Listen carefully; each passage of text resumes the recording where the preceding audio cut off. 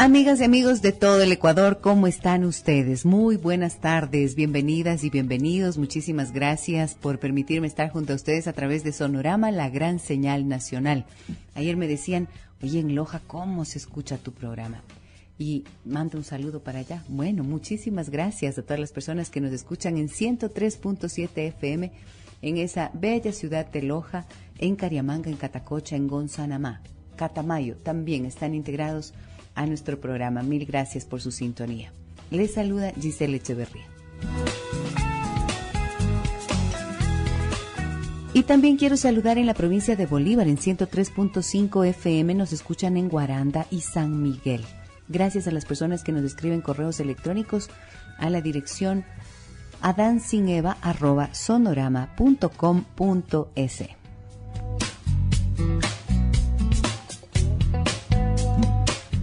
¿Han visto ustedes esas personas que apenas uno les dice algo se irritan? Y se enojan, pero con tal velocidad a veces, ¿no? O que están en el auto y en el tráfico y de pronto por ahí lanzan el carro y sacan la mano y gritan un montón de cosas y dicen horrores de la pobre mamá de uno, así de ese tipo, ¿no? O le pasa a usted mismo que de repente está tranquilo, pero viene alguien y le dice algo y usted siente una irritabilidad y no logra manejar esa irritación y de pronto reacciona así como con tanto enojo y agresividad. Bueno, esto es bien frecuente, bien usual. Hoy vamos a hablar acerca del manejo de la ira. Cuando estamos muy enojados, ¿por qué estamos enojados? ¿Qué hace que tengamos ese nivel de reactividad? Este tema lo vamos a tratar hoy a partir de después de la pausa comercial. Empezaremos a desarrollar el tema. Vamos a saber cómo es que ocurre esto y qué pasos podemos dar para poder salir, hacer un tratamiento para manejar adecuadamente la ira. Difícil es lo que dice este señor Alejandro Sanz, ¿no? Te quiero mucho, dice, pero aunque seas mal. No, eso no suele pasar. Más bien hay mucho resentimiento que se suele acumular cuando alguien tiene comportamientos que uno puede considerar abusivos con uno. Otro día me decía alguien, es que yo sí me enojo montones y cuando no logro controlarme, entonces le grito mucho a mi enamorado. Le grito y él me dice, oye, no me grites, yo nunca te grito de esa forma. Ella dice, pero es que tú me haces morir de las iras. Y dice, ¿en realidad el otro me hace morir de las iras? No, ahí es en donde vamos a trabajar esta tarde. El otro no me hace morir de las iras. Yo siento ira y yo tengo que hacerme responsable de cómo manejarlo.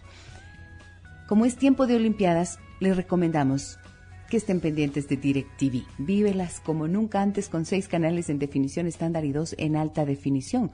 Las 24 horas, los 7 días de la semana. Adquiérelo ya. DirecTV te cambia la vida. 1-800-888-999. Vamos a la pausa comercial. Regresamos para el desarrollo de nuestro tema. Hoy, el manejo de la ira. En Adansineva, consultorio familiar.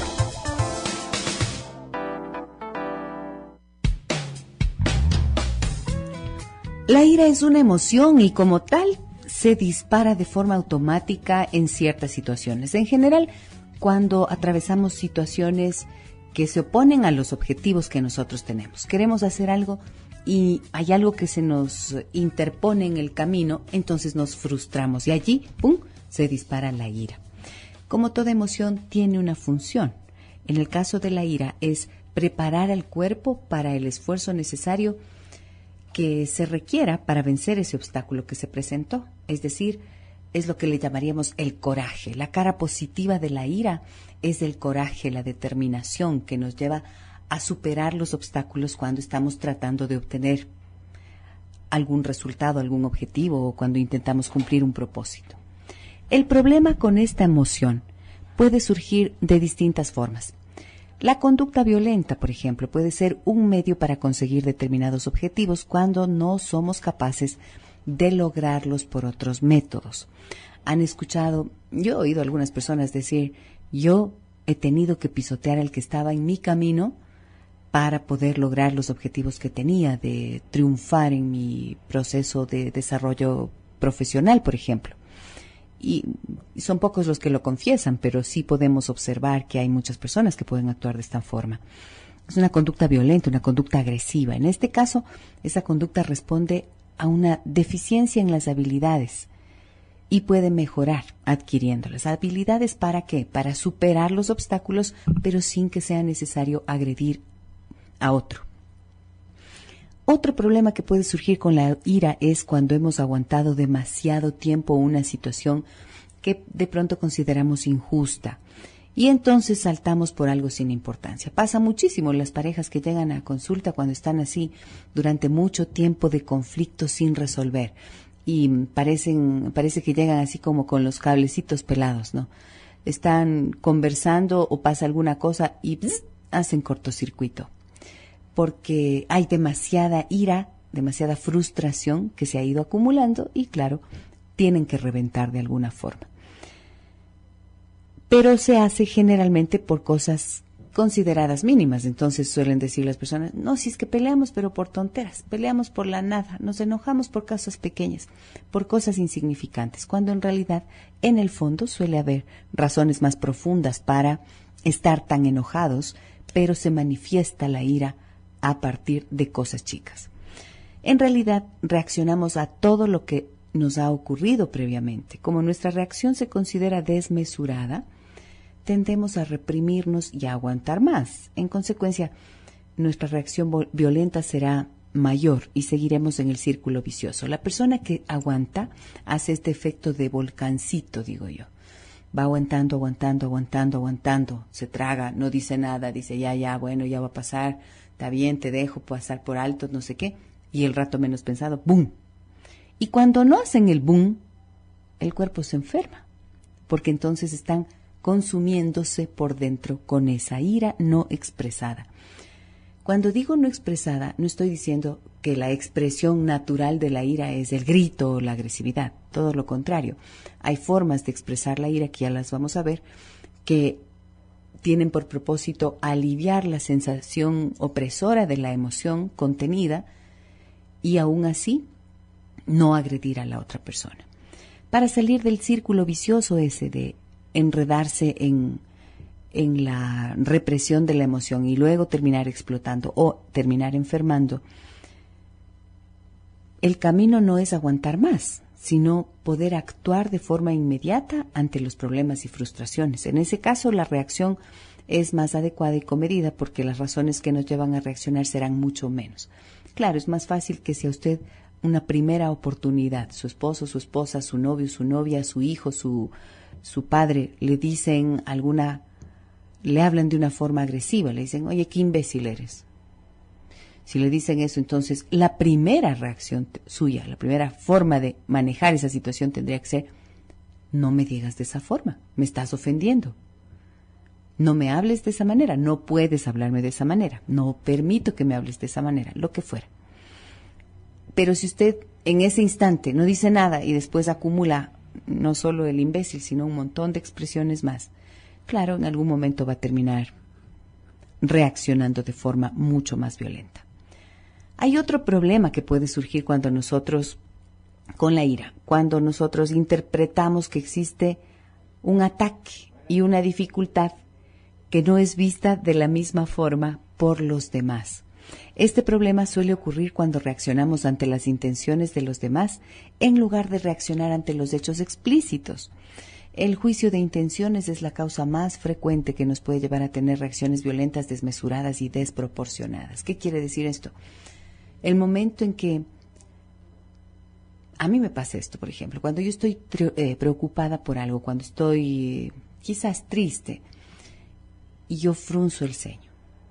Sí, me pongo así arrugada la frente. Pero la persona que me ve puede pensar que estoy enojada, pero no estoy enojada. Y de pronto nos pasa a muchas personas eso. Pero la persona que me ve podría venir y decirme algo como, ¿y por qué estás enojada? Y entonces eso sí le puede a uno irritar. Entonces no había razón, pero la interpretación del otro hizo que me levantara esa emoción. Sin embargo, a lo que quiero es, con el ejemplo, lo que quiero con el ejemplo es mostrar cómo la interpretación de la otra persona puede generar ya una situación de conflicto. Y el enojo en esa persona. Ella interpreta, ella está enojada, o él interpreta, ella está enojada, y se enoja a su vez. Entonces, la ira está presente en los dos lados de la relación. Y lógicamente eso puede hacer cortocircuito, como digo, y ahí va a haber reacciones violentas o desproporcionadas. ¿Qué hacemos con esto? Primero tengamos claro lo que dije antes, ¿no? Lo que dije al principio. La ira es una emoción y como emoción forma parte de nuestro acondicionamiento humano para sobrevivir. En este caso, la ira es la que nos empuja a lograr objetivos, a superar los obstáculos. Entonces, no es que sea mala la ira, es una emoción. El punto es cuando por situaciones diversas vamos acumulando situaciones de frustración y luego nos volvemos fosforitos o cablecitos pelados que de repente hacemos explosión y esas explosiones terminan expresándose de forma agresiva o violenta en personas que ni siquiera tienen nada que ver con uno.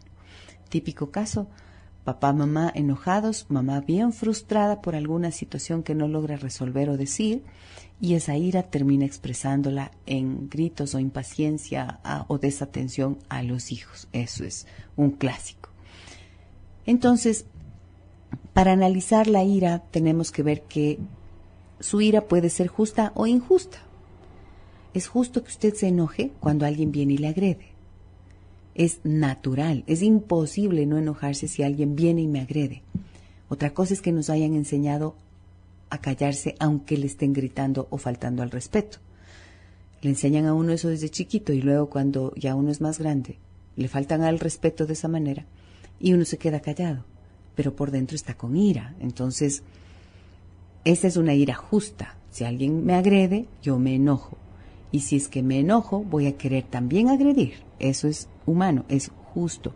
Lo que no es justo, lo que resultaría injusto es que usted se quede así. Pero también hay que entender si la ira es innecesaria o adaptativa, como lo expliqué antes ya. Para analizar la ira, para comprenderla bien, hay que aprender si es que es siempre válida.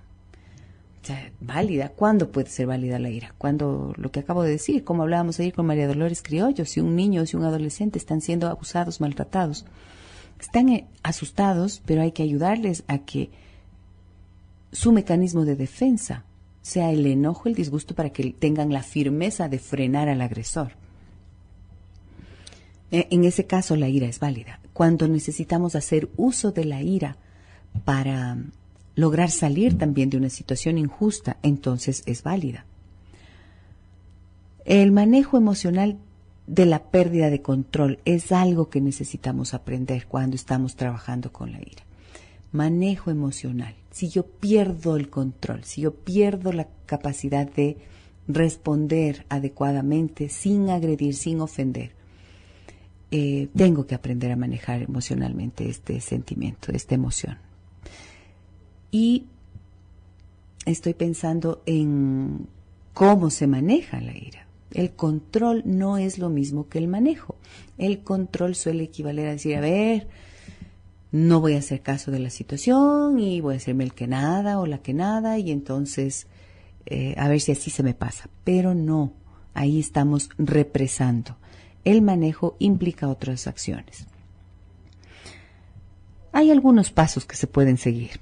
No siempre es nuestra respuesta la causa de que estemos en la situación que no nos agrada. O sea, no siempre la forma en la que nosotros respondemos es el motivo para que estemos viviendo una situación de desencadenamiento, por ejemplo, de la ira.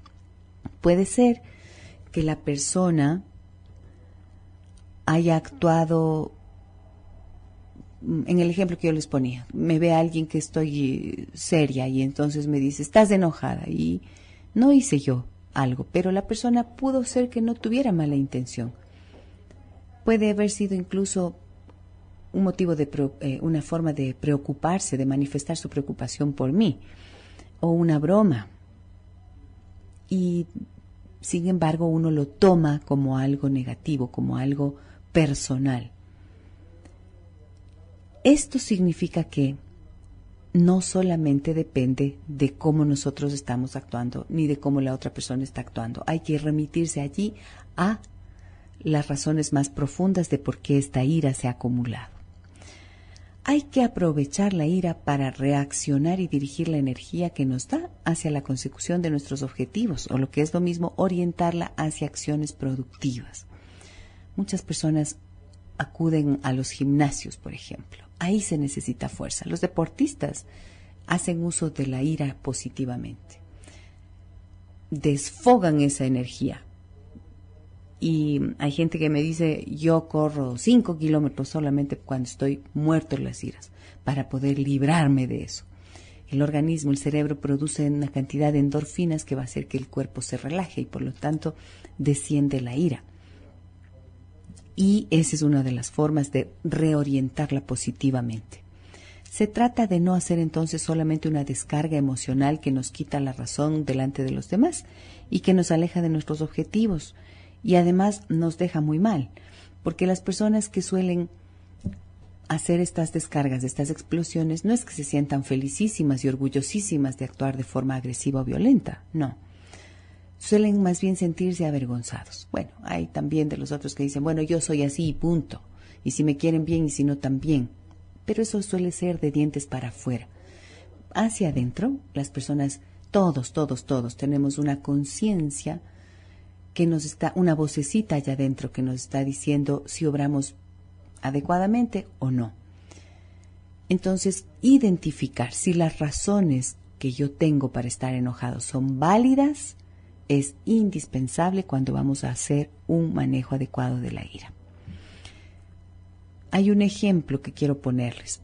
Una esposa que se levanta a las 5 de la mañana a preparar la comida para dejar listo el almuerzo.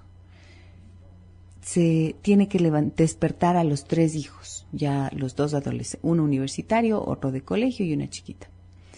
Hace esa tarea todos los santos días. Prepara el desayuno, despacha a los hijos, mientras el esposo duerme plácidamente. Cuando ella sale, tiene que estar en la oficina a las 8:30 de la mañana, o sea que en esas 3 horas y media ha tenido que hacer todo. Y además tiene que salir perfecta, intacta para trabajar. Pasa allí en el trabajo hasta la hora del almuerzo. Sale volando a la casa, se da esa oportunidad de ir a servir el almuerzo a sus hijos. Y cuando regresa ya en la noche, después de la segunda jornada de trabajo, se topa con que los platos están sucios, nadie lavó los platos. Se topa con que la ropa está regada en el baño, no se recogieron ni las toallas ni la ropa sucia después de que usaron las duchas. Y entonces ella se pone bravísima y se enoja mucho y les empieza a decir a todos, ¿por qué no hiciste así? ¿Por qué no hiciste asado? ¿Por qué no hiciste cocinado? Y entonces todos le dicen, ay, pero ¿por qué estás tan brava? Trabajas demasiado, te estresas tanto. Y ves, qué brava que eres, bravísima. ¿Qué les parece? ¿Tiene razón de estar enojada o no? ¿Tiene razón? Claro que tiene razón. ¿Es una ira válida? Claro que es una ira válida. Es una ira justificada, totalmente justificada. ¿Por qué? Porque está sobrecargada de trabajo en casa y sobrecargada de trabajo afuera. Entonces ella ha terminado trabajando el doble. El esposo todos los días se va al gimnasio. En las tardes él sale muy temprano, entonces él se va al gimnasio a hacer sus actividades de relajación. Y él no colabora para nada en las tareas domésticas. Entonces, insisto con la pregunta, ¿está justificada esa ira? ¿Es justo que se enoje esta persona? Absolutamente sí.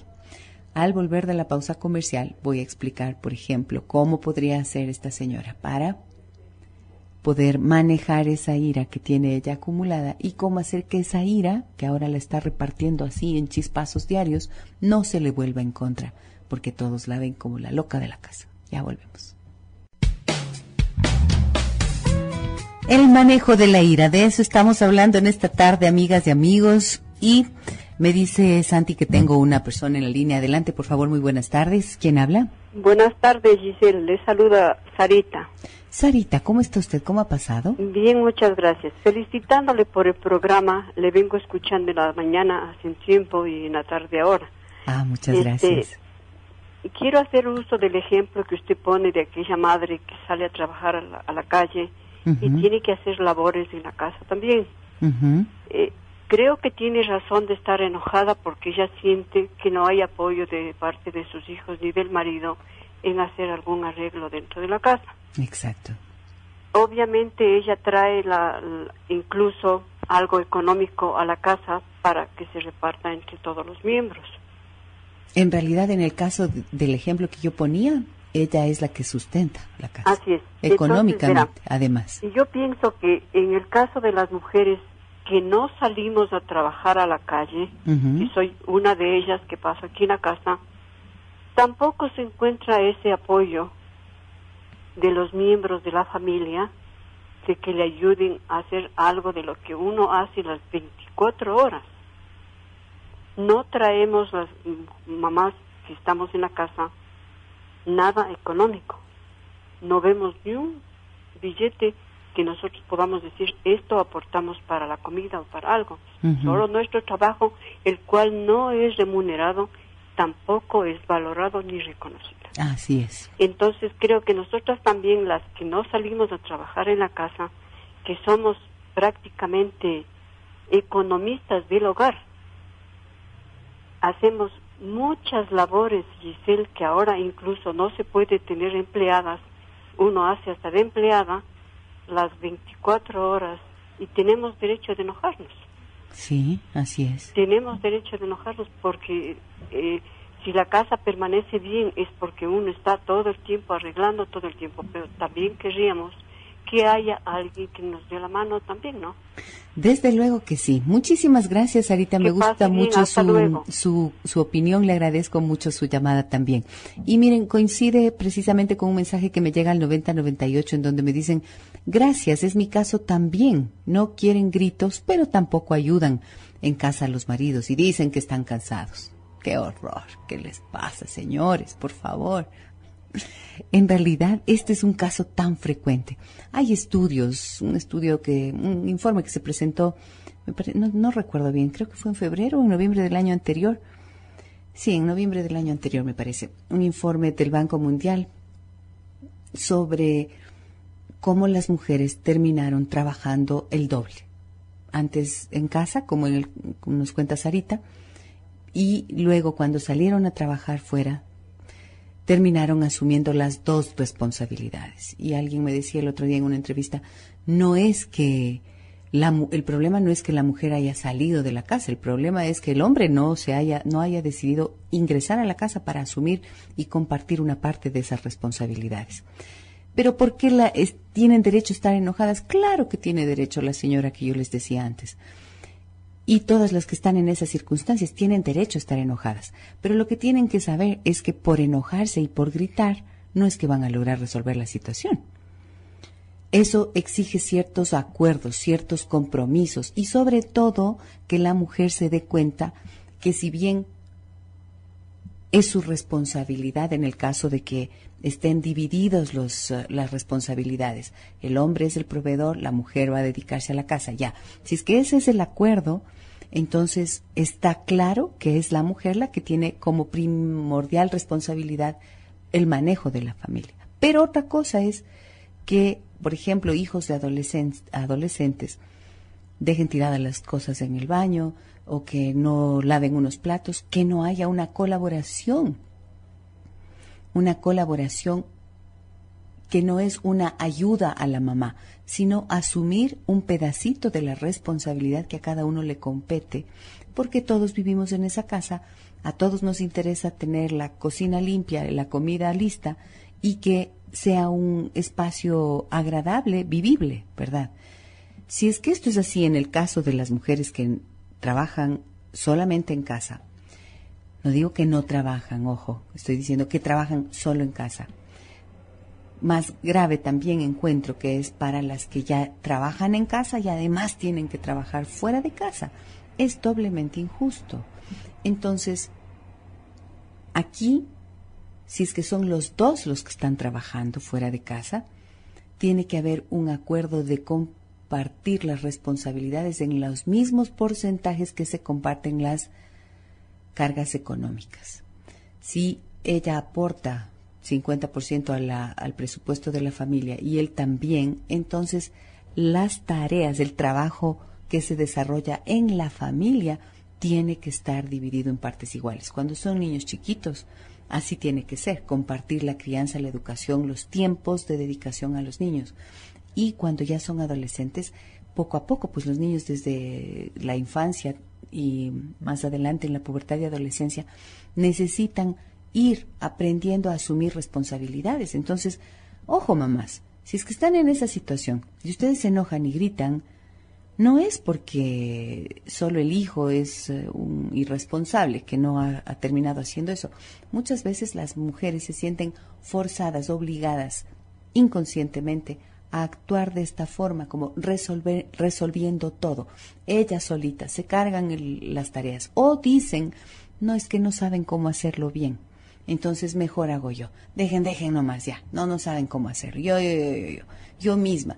Y terminan cargándose de todo y terminan sintiéndose también así de mal. Entonces, está en uno, en el que siente la ira, en el que siente el enojo, en el que siente el disgusto, la molestia, el cansancio, la frustración, la impotencia. En esa persona es en donde es necesaria la reflexión. De decir, a ver, ¿qué es lo que me tiene tan enojado? ¿Qué es lo que me tiene tan enojada? Papel y lápiz, lista. Lo que me enoja, por ejemplo, es que mis hijos dejen tiradas las cosas, que mi marido llegue tarde y que no haga nada, no sé qué.